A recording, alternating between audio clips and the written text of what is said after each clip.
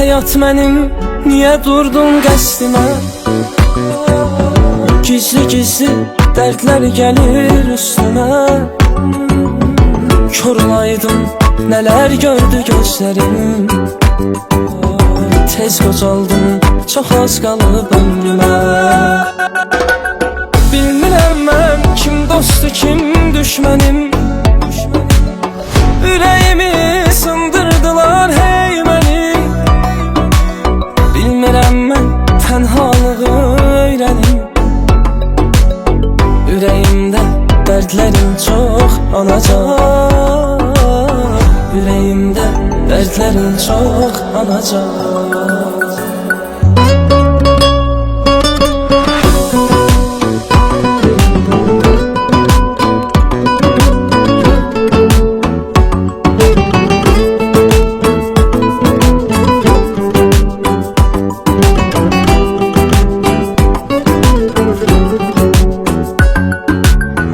Hamını mən özüm kimi bilmişəm.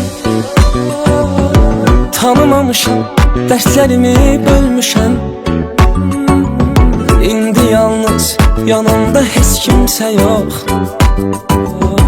Biri gəlsin desin sənləyəm gəlmişəm. Bilmirəm mən, kim dostu, kim düşmənim. Ürəyimi sındırdılar hey mənim. Bilmirəm mən, tənhalığı öyrənim. Ürəyimdə dərdlərim çox anacaq. Ürəyimdə dərdlərim çox anacaq. Bilmirəm mən, kim dostu, kim düşmənim. Ürəyimi sındırdılar hey mənim. Bilmirəm mən, tənhalığı öyrənim.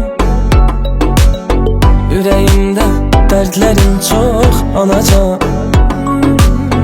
Ürəyimdə dərdlərim çox anacaq.